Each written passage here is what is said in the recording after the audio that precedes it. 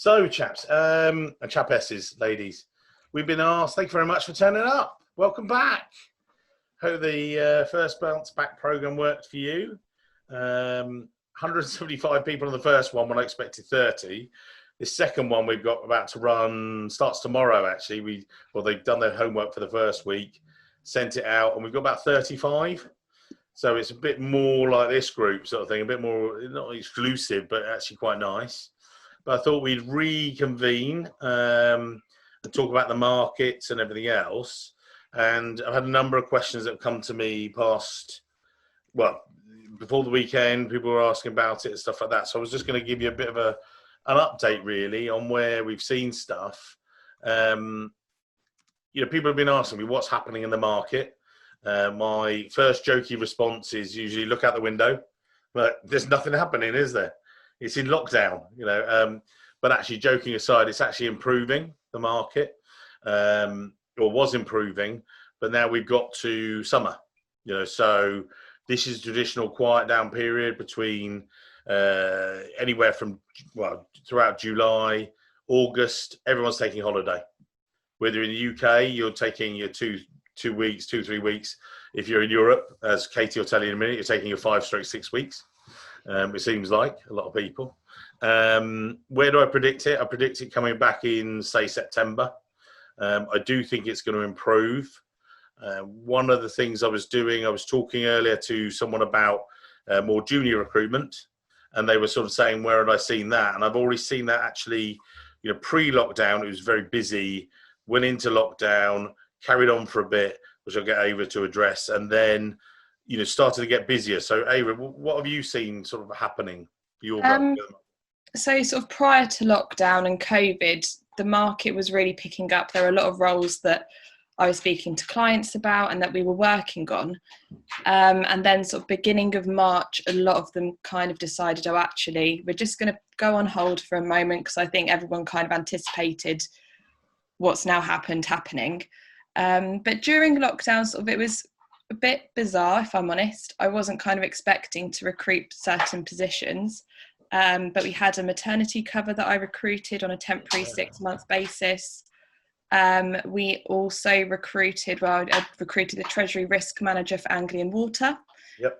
She's there, and the Senior Treasury Dealer for Petrofac also. So we had roles on, and I think it was kind of companies that necessarily needed those positions. They needed these people to come in at that point and do operational stuff and actually get things doing. Absolutely. And now I think we're starting to see the very junior market, the treasury analysts, again, the operational side, that's starting to come back through in the UK.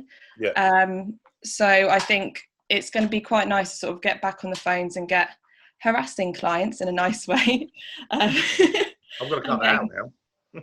But just sort of getting to know sort of what it is operationally they really do need, because there's sort of every day I'm seeing about 10 positions that are coming through. So we're seeing the junior market pick up, but I agree with Mike, sort of normality will hit again September time, so for the mid-level and more senior roles as well. And I'll talk about US in a minute. Katie, what are you seeing Europe-wise? Well, prior to lockdown, I had a couple of more kind of senior level roles on. One went on hold just because the particular industry that it was in was completely flatlined. The other one we continued to recruit for, but it was a very, very, very slow process. And then I did have a couple of positions more at sort of the junior to mid-management level, but that was very much due to the fact that there wasn't anybody in that position because it was a newly created team. So it was the need rather, which was really important for them to continue that journey. What I've seen since then is obviously we are going into August, which, most of Europe tends to close down for the entire of August. I do have a couple of more junior positions on in France, but what I'm finding with a lot of candidates that I'm speaking to and reaching out to is very much, I'll get back in touch with you when I'm back from vacation, which tends to be 4 to 5 weeks' time. Yeah. But some of the you know, there's more job roles coming up, tends to be more mid-management level. Some of the markets are a bit more buoyant than others, so there seems to be more activity across Germany, whereas Luxembourg and Belgium is slightly quieter. What was quite a buoyant market for me prior to lockdown was Switzerland, but again, that is relatively quiet. But there's stuff coming through, but I think, as Mike touched on, we're kind of looking more towards September through to sort of Christmas, which will then see sort of stronger levels. I think, again, it remains more at the operational level. But actually what I'm finding with a lot of my clients in Europe is that they want people with all-round experience and people that can do the operational day-to-day, but also have the mindset to be able to do the strategic side and get involved in a lot of cross-departmental projects as well. And how have you contrasted that with UK recruitment, would you say? Because would you say it's, you know, certainly maybe Aira can comment as well, that they're looking more ACT, must have that, and or are you know, do you see that from your clients in Germany or France? Are they saying, oh, must have this qualification or not? Or not really, no. For them, it's very much more around the actual experience, very much around the background in different corporate environments, but it's not so much about the qualification as it is about the experience. In the UK, it is definitely qualification led at the moment. I think they're kind of thinking it shows dedication, and I think that's what they're kind of looking for. If they are going to recruit at this time, they're looking for somebody to join the business and stay and develop and grow, or someone who's looking to study so that they can kind of buy into them a little bit. And I'm sorry, yeah, Leia agrees. Well, again, you know, one of the other things, by the way, guys, if you've got questions, put them in the chat. I know that there were some other questions for Reba. You had a question as well, which I've got written down here, so don't worry. But, you know, one of the things I think is also interesting, let's just do the US for a minute. US has stopped. US is on hold. They're in second lockdown, if you like. We were looking at a couple of positions over in California. I was looking at Chicago.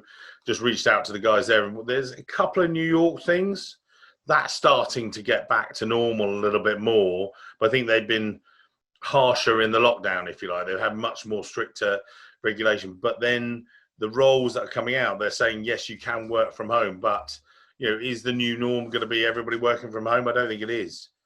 You know, when I'm talking to clients and things, we're talking about, I think there will be a working from home element, maybe.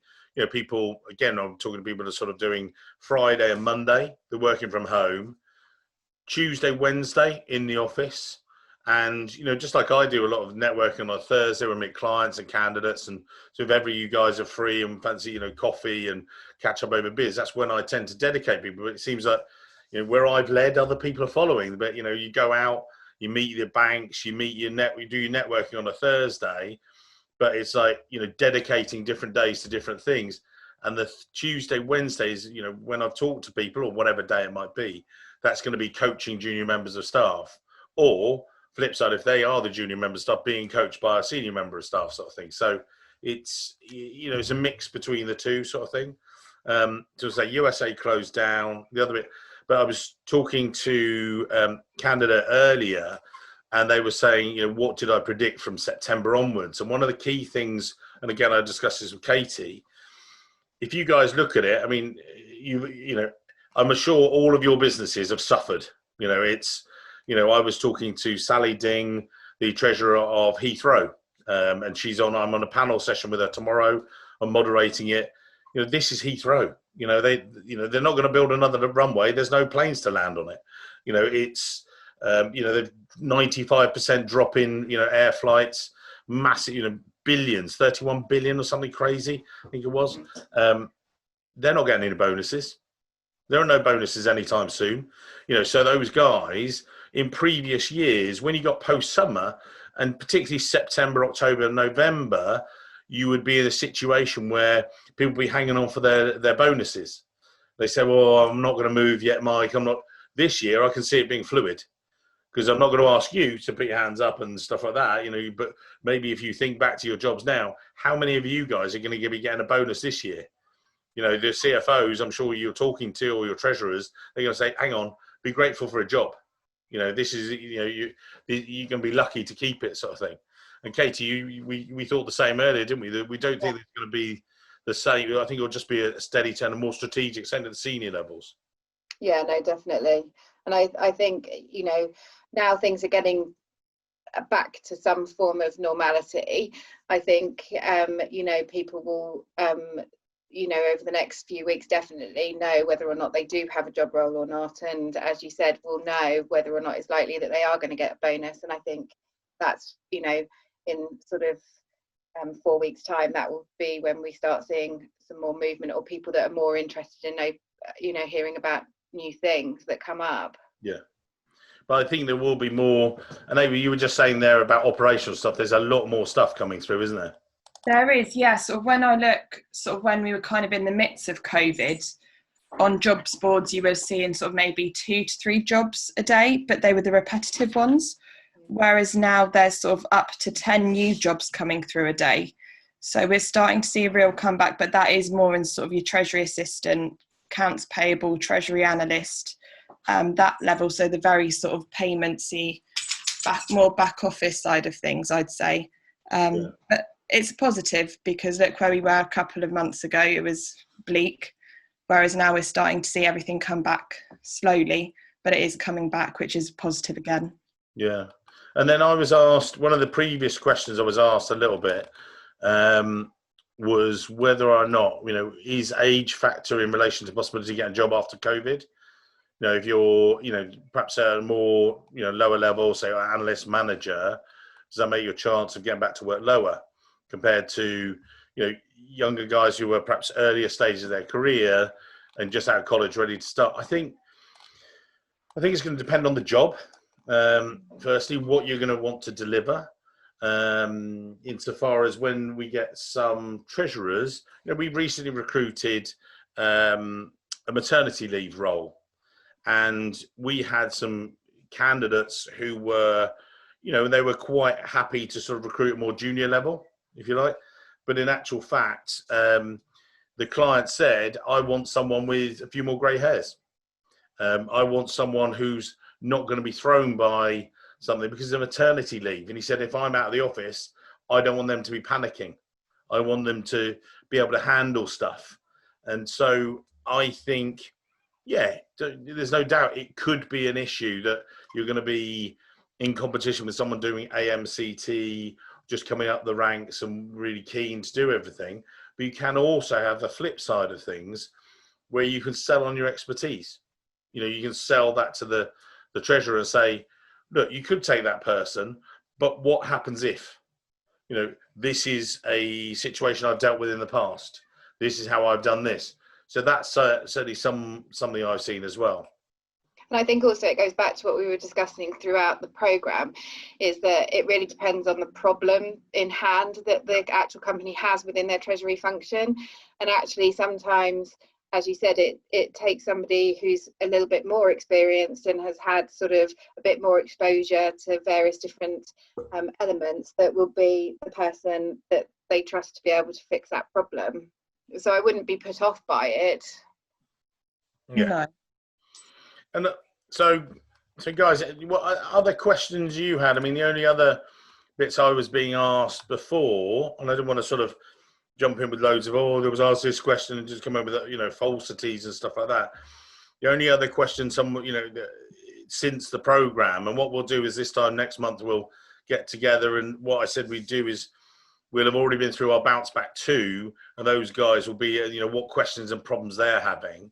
But the one that was coming up to me quite a lot since the program as well is, Mike, can you have a look at my CV? And I think, with the greatest will in the world, I have the pet hate, which is about where someone says they're a flexible, motivated individual. Get rid of that. Chuck it in the bin. And also it'll put you off. People have said about personal statements. I said it's like flipping a coin. I hate them. Some people don't mind them. And I've said, well, if it's a 50-50 split, why are you taking that chance? Take away the coin, get rid of the personal statement, leave that out. I saw a good one today where a guy sort of said about his top 3 achievements. You know, he talked about putting an ILA together and did some stuff, and I thought it was really well written. And then he asked me, he said, "Oh, what do you think about the rest of my CV?" I said, "I think it's good. There were some bits of it was a bit patchy, if I'm honest." But I said the sort of thing, I said, "But we'll change it, you know, or he'll change it when we get a specific role." I said, "There are some bits which he's sort of working in financials, semi-financial services and corporate." I said, "When you go for a specific role, we'll look at the pain points of the client, be the paracetamol. Now, are they, struggling with cash management, or is it foreign exchange? Or is it that, they're, the PRA are saying, oh, you need to be doing this, you need to be looking at your liquidity buffers." I said, "We'll just get from you, being their paracetamol, what their problems are." And so that, the CV feedback that, I said, just have a basic document. Don't write 3 CVs, just have one, and then we'll give you the advice sort of thing. Katie, what have you had since, and Ava, what have you had since the programme, since we've done it, or any other bits? Had more around the advice on CVs. I did have one person who was actually going through a process with me, actually. And so there was more around sort of coaching on interview practice prior to that, which they found helpful. But a lot of it is around the current state of the market and how we see it going forward. I know I've had different chats with different clients who are putting different measures in place, as you touched on, in terms of working from home. They're writing a policy around how best to manage that, to give everybody the option if they still are unsure about COVID. But most of it is actually, am I going to be able to find a job, or how quick is the market going to recover in X industry? I was speaking to one of my clients about the aviation industry, and they were saying to me that it's going to be about a 2 to 3 year recovery period for them until they get back to where they were prior to lockdown. So I think people still have tough times ahead, but I don't think it's a terrible situation now. I think it's coming back to normality. I was just going to actually talk about virtual interviews. Actually, I'll come back to that in a moment. Ira, anything else you've seen since we did the program? I've seen people trying to improve their LinkedIn and kind of messaging me saying, "What do you think? Sort of, does my photo look good enough? Have I got decent articles? Sort of, what do I need to be doing to get sort of more engagement?" So I think I've been sort of coaching a couple of people on how to use LinkedIn to the best of its ability with commenting on other people's articles or stories, or just a bit more engagement on that side of things. But I kind of like keeping that up to date with people's LinkedIn and having a little bit of a spy and see how they're doing. So hopefully there'll be a lot more. And a couple of people actually I've noticed just on that, you mentioned about photos. It's worth all of you guys going on to your LinkedIn connection. I'll try and find it actually. On your LinkedIn, if you're a second or third connection, you get the grey circle rather than the photo. If you choose to just display that. There's a privacy setting they changed a while ago. I'll maybe try and email it out to people as an article. There's a few people, not here, but they need to change their greyness. There's a couple of people with second connections of mine still that have done the course, done the bounce back, and they still come up as a grey circle. And if you think you're 23, 24 times more likely to make a connection if you've got a photo. But the thing is, you've got a photo up there, but it's not showing to people. So I think there's a little bit from there. Fariba, you've just put up this, and also you can unmute yourselves, guys, so you can speak to us. Lots of people on Zoom Network, over 80% of jobs don't get posted, get filled by networking.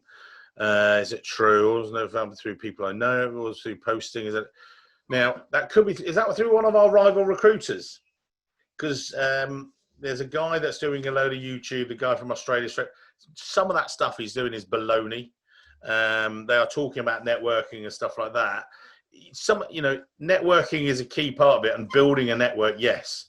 but actually, you know, you get, you know, the whole host of things. And someone, you say here about 80% of jobs get through networking. What I'd love to do is find out how they found that out. Because I looked that up myself the other day and I can't find it proved. And I don't think 80% of jobs get filled by networking. I think it depends on levels. I think it depends on the job. And I think to just say 80% of all jobs, maybe treasury jobs, get filled by that, I just don't know where that stat comes from. I mean, what I would say is I think it depends on the time of year. Depends on, you know, that's why we do this on this course about being an active networker.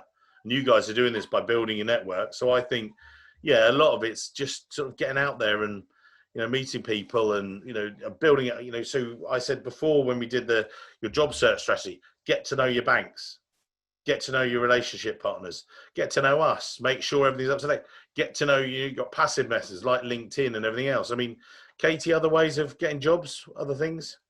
Get on LinkedIn, register for alerts. Yeah, no, and I think the majority of the time, if you are building up your contacts and things like that, some companies, and we've seen it, may do a LinkedIn post rather than posting a physical job. And actually, that's why it's so important. The more people you're connected to, the more visibility you have of that, rather than just relying on LinkedIn jobs particularly. But I personally have always found, from in-house and from agency side, that nowadays people will always do something on social media, and it is the majority of the time it is on LinkedIn. The only other way is obviously sometimes they avoid that and they go direct to they use their company websites, because a lot of companies will put money into their company websites. They have applicant tracking systems, so it makes the whole process much smoother. So I think if you're interested in a particular company, it's always good to check out LinkedIn, but also look at their own web page as well under careers. Everyone will have a careers section, and you'll be able to see it from there. And people may know this already, but if you go onto LinkedIn and search for some of the jobs that you might be interested in, say that's treasury manager in London, or be that treasurer in Italy, or whatever it might be, once you've had if you find a couple of jobs like that on the LinkedIn search, it says, do you want to be alerted for similar jobs to this? And that's a really good way, because it will automatically alert you each time to each of those jobs. You know, a job like that comes up. Say again? And all the new ones that come through. So whenever it comes through, you get the alerts and stuff like that. One of the things I would say then, and this, I was helping this guy in the US, which I think I'd said on the networking chat on like week 2 of the last conference, the last Zoom calls we did. One of the times I was helping this guy, he identified one of the jobs he really liked, and I said, oh, well, there's another job like that, and there's another job like that, and it was much more targeted search. This was the same guy that applied for 110 jobs, and he got to actual final round. It turned out after our call last time we had, he got to final round interview.